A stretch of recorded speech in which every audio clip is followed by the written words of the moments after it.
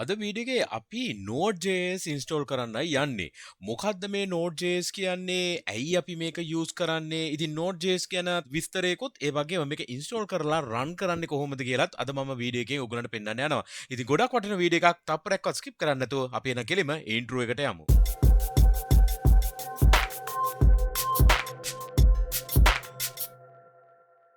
අයිබෝන් මගේ ෆ්‍රන්ට් යාලු හැමෝටම ඔබ මේක තුල සිටින්නේ MCodes Frontend YouTube channel එකට. channel එක අලුත් නම් subscribe කරලා MCodes family එකට එකතු වෙන්න. හරි. අද අපි කතා කරන්නේ Node.js ගැනත් Node.js කොහොමද install කරලා run කරන්නේ කොහොමද කියලා.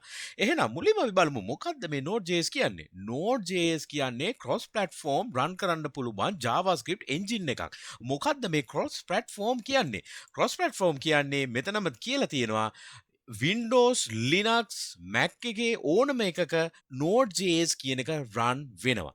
ඒ වගේම මේකේ තියෙන වැදගත්ම දේ තමයි දැන් ඕගොල්ලෝ දන්නවා JavaScript අපි run කරන්නේ web browser එකකනේ. අපිට web browser එක නැතුව JavaScript run කරන්න බෑනේ. ඒක නිසා තමයි JavaScript එකට ඒ කාලේ JavaScript එක තිබ්බ ලොකුම ප්‍රශ්නේ ඔන්න ඕක. web browser එකක් නැතුව JavaScript ලියන්න බෑ. හැබැයි Node.js ආවත් එක්කම මේ තියෙන barrier එක, මේ තියෙන limitation එක නැති වුණා. එතකොට මේ වෙබ් බ්‍රවුසර් විතරක් නෙමෙයි අපිට මොබයිල් ඇප්ස් ඩෙස්ක්ටොප් ඇප්ස් ඒ වගේම ඩේටාබේස් එකත් මේ Node.js අපිට වැඩ කරන්න පුළුවන් වුණා. ඒ වගේම මේකේ performance ගත්තාම සෑහෙන්න high.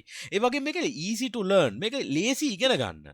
ඒ වගේම මේකේ server side logic එකක් අපිට implement කරන්නත් පුළුවන්. ඒ වගේම large community forum එකකුත් තියෙනවා. ඔයගලන්ට මොනවා හරි ප්‍රශ්නයක් මේ ගැන තියෙනවා නම් කෙලින්ම community එකේ site එක තියෙනවා. ඒ site එකේ ඔයගලන්ට forum එකේ ඔයගලන් question එක ඉදිරිපත් කරන්න පුළුවන්. ඉතින් මේ ඔක්කොම වාසි තියෙන Node.js අපි එහෙනම් install කරන්නේ කොහොමද කියලා සහ run කරන්නේ කොහොමද කියලාත් අපි එහෙනම් බලමු. මුලින්ම install කරගන්න එපානේ.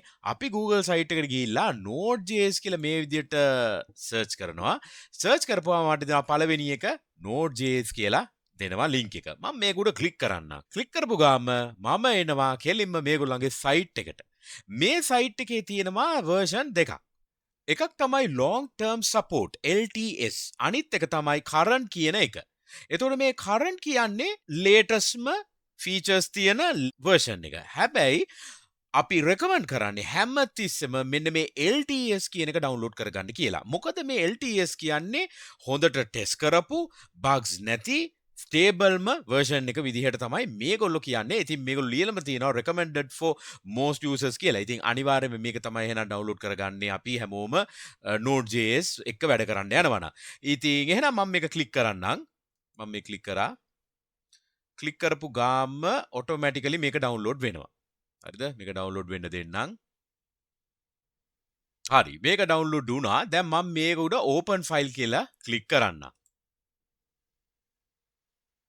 install වෙන්න අහනවා. හරි. දැන් මේක ආවා setup එක wizard එක පොඩි වෙලාවක් යනවා system requirement එක බලලා. හරි. ඊළඟට system requirement එක බැලුවෙන් පස්සේ මෙන්න මේ එන එකේ මේ එන setup එකේ මම next කියලා button එක ඔබනවා. මම මෙතන click කරනවා next.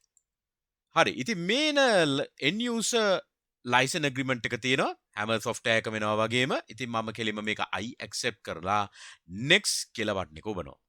next කියලා එබුවා. ඉතින් මෙයා කියනවා මේ තියෙන කොහෙටද මම මේක install කරගන්න ඕනේ කියලා. මම මෙතනම install කරනවා C program files වල. නමුත් ඕගොල්ලන්ට කැමති නම් වෙන තැනක install කරගන්න. ඕගොල්ලන්ට directory එක change කරගන්න පුළුවන් මේ විදිහට. ඒතර ඕගොල්ලෝ path එක දෙන්න විතරයි තියෙන්නේ. මම මේක next කරනවා. හරි.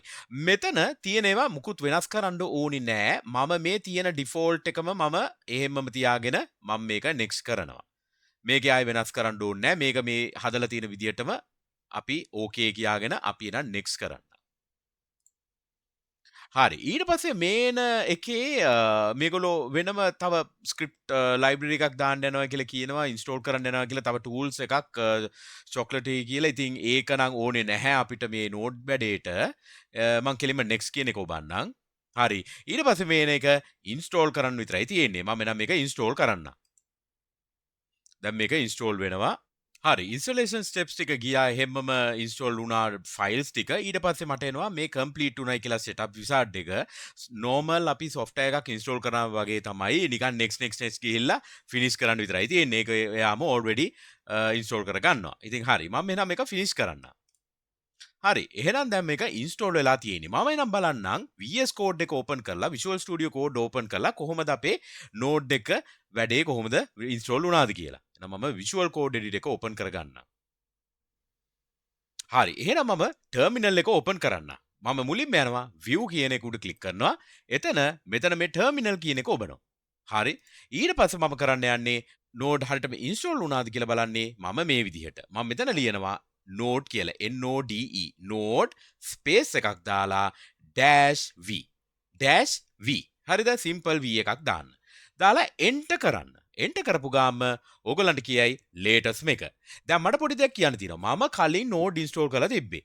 මගේ ඒ version එක මේ පෙන්නන version එකට අඩු version එක. මම අද install කරේ latest මේක. දැන් ඕගොල්ලෝ බැලුවොත් මම මෙතන පෙන්නන 18යි 16යි 1 කියන එක තමයි දැන් මම මේ install කරපු version එක පේන්නේ. ඉතින් ඕගොල්ලොත් හොඳට මතක තියාගන්න ඕගොල්ලෝ Node install කරාම කවදා හරි ඒ version එක පරණ version එක වෙනවා. එතකොට latest එකක් ඔයාට install කරගන්න ඕන නම් ඔයා අර මම පෙන්නපු විදිහටම install කරගන්න. එතකොට පරණ එක උඩ override කරලා අලුත් එක විදිහට මේ Node එක install වෙනවා. හරි. දැන් අපි ඉතින් පොඩි වැඩක් කරමු. අපි දැන් කිව්වනේ Node එකට JavaScript ලියන්න පුළුවන් ඒ වගේම ඒක browser එකක් ඕන වෙන්නේ නැහැ run වෙන්න කියලා run කරන්න කියලා. හරි. එහෙනම් අපි බලමු මේක කොහොමද වැඩ වෙන්නේ කියලා නේ. මම script.js එකක් use කරලා තියෙනවා. මම සිම්පල්ම console log එකක් දාන්න. හරිද? ඕගොල්ලෝ දන්නවා අපි Chrome browser එකේ නේද console log වුණාම data ටික පෙන්වුවේ. දැන් මම browser එක නැතුව මේක display කරන්නේ කොහොමද කියලා මම පොඩට පෙන්වන්නයි යන්නේ. මම මෙතන දාන්නම් yo node කියලා. හරිද? මේක මම save කරනවා. දැන් මේක run කරන්නේ කොහොමද? මේක run කරන්නේ මම මෙතන ලියනවා node කියලා space එකක් දාලා මේකේ නම තියෙන්නේ දැන් හරි. මම මේ script.js එකේ කොහෙද තියෙන්නේ? මේක තියෙන්නේ ඒ same path එකේ. ඒක දැන් මෙතන තියෙනවානේ මේ HTML codes වල තියෙන කියලා. ඒතර මේ codes ඇතුලේ තමයි මේ same folder structure එක තමයි ඉන්නේ. හරිද? මම මේක මෙතනින් මකහන් ගන්නම්. හරි. මෙතන මම ලියනවා node කියලා scripts කියලා ලියනවා. scripts කියලා .js කියලා ලියන්න ඕනේ නැහැ. මම මේක එන්ටර් කරන්න. එන්ටර් කරපුවාම yo node කියලා මට දුන්නා. හරි. දැන් අපි මෙතන පොඩි කැල්කියුලේෂන් එකක් දාමු. දැන් මේක මට කෙලිම පෙන්වුවේ කොහොමද? browser එකක් ඕනේ නැහැ. මේක run time environment එකක්. Node කියන්නේ run time environment එකක්. ඕගොල්ලන්ට browser එකක් ඕනේ නැහැ මේක run කරන්න. stand alone application එකක් හදන්න පුළුවන් Node පාවිච්චි කරලා. හරි. දැන් මම පොඩි logic එකක් ලියන්න. let a සමානයි 20 කියලා දාන්න.